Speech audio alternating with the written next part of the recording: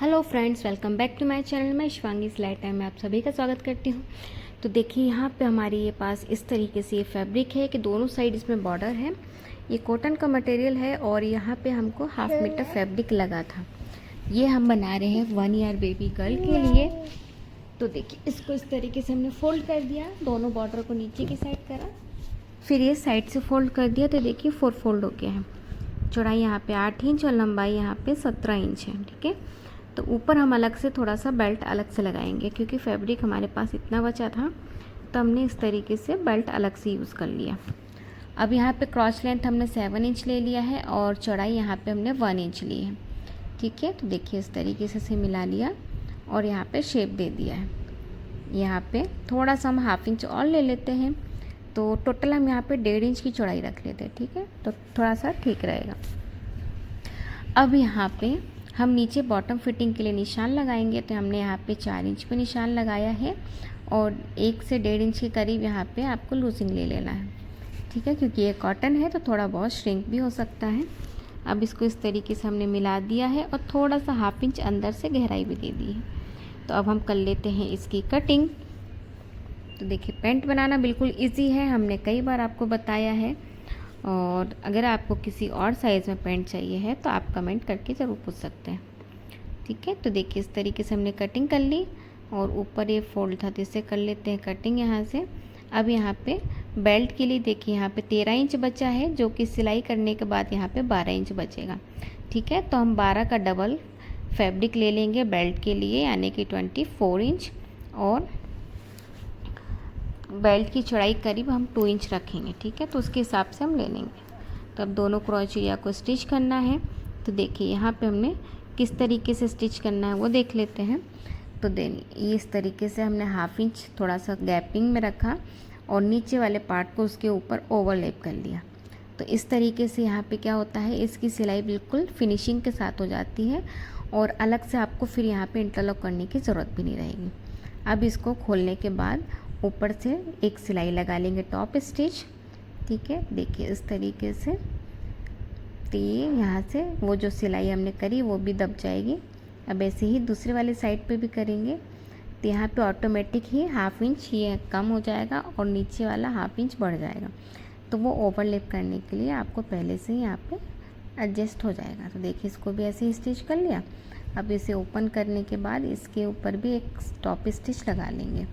तो जो ये सिलाई रहती है ना, उसको दबाते हुए पूरी स्टिच कर लेनी है। तो देखिए ये यहाँ से हमने इसे स्टिच कर लिया, तो ये हमारा क्रॉच एरिया दोनों ही स्टिच हो गए हैं। अब यहाँ पे आपको इंटरलॉक करने की कोई ज़रूरत नहीं पड़ेगी। अब इसे हम खोल के और देखिए यहाँ पे जो हमारा बॉटम फिटिंग वाला पार्ट था, यानी कि लेग वाला पार्ट, तब यहाँ पे भी हम फिटिंग दे देते हैं। तो जितना भी आपने मार्जिन लिया है तो उसके अकॉर्डिंग यहाँ पे आप फिटिंग ले लीजिएगा। ठीक है, तो यहाँ पे हाफ इंच 1 इंच के करीब जितना भी आपका मार्जिन है आप उस हिसाब से ले लीजिएगा। और तो देखिए यहाँ पे फिटिंग कर लिया। अब यहाँ पे हम कर लेंगे इंटरलॉक। ठीक है, तो इसके बाद अब हमको लगाना है ऊपर की साइड बेल्ट। तो यहाँ पे हमको कितना बेल्ट लगेगा उसकी चौड़ाई देख लेते हैं। देखिए सिलने के बाद एग्जैक्ट 12 इंच आया है ना। तो यहाँ पे हमने एक पट्टी ले लेनी है। तो ये पट्टी थोड़ी कम पड़ रही थी, तो यहाँ से हमने एक थोड़ा सा टुकड़ा लगा लिया और इसकी चौड़ाई यहाँ पे हमने करीब, यहाँ पे देखिए हम आपको दिखा देते हैं, 3 इंच रखी है और चौड़ाई यहाँ पे 13.5 इंच है। ठीक है, तो हाफ इंच हम दबाएंगे ओवरलैप करते हुए इसको भी, और कभी थोड़ा सा एक्स्ट्रा होता है तो उसे हम बाद में हटा लेंगे। अब यहाँ पे ओपन करते हुए एक टॉप स्टिच भी लगा लेंगे इसको भी। तो ये हमारा बेल्ट रेडी हो गया है। अब ऊपर की साइड से हम हाफ इंच फोल्ड कर लेते हैं पहले से ही, ताकि हमको जब इलास्टिक हम लगाएं तो उसे लगाना हमको इजी पड़ जाए। ठीक है, तो ये ऊपर से हाफ इंच हमने फोल्ड कर लिया। अब यहाँ पे इलास्टिक हमने ली है 14 इंच। तो बेबी का जितना भी वेस्ट है उस वेस्ट के अकॉर्डिंग आपको यहाँ पे 4 इंच माइनस कर लेना है। तो जनरली 1 ईयर बेबी के लिए हम यहाँ पे 14 इंच इलास्टिक लेते हैं और उसकी वेस्ट होती है करीब 18 इंच। ठीक है, और ये हाफ इंच की इलास्टिक थी, हम वो भी आपको बता देते हैं। तो इसमें इलास्टिसिटी इसकी बहुत अच्छी होती है, इसलिए हम इसमें 4 इंच माइनस कर लेते हैं। अब यहाँ पे बेल्ट को सेंटर से रखते हुए स्टिच कर लेंगे। तो देखिए सीधे पे सीधा रख के स्टिच कर लेना है और ये वीडियो अभी तक आपको पसंद आया हो तो प्लीज़ वीडियो को लाइक शेयर एंड सब्सक्राइब ज़रूर कीजिएगा। और आपको जिस किसी भी साइज़ में वीडियो चाहिए है तो प्लीज़ आप हमें कमेंट करके पूछ सकते हैं। हम आपके लिए वो वीडियो जल्द से जल्द लाने की कोशिश ज़रूर करेंगे।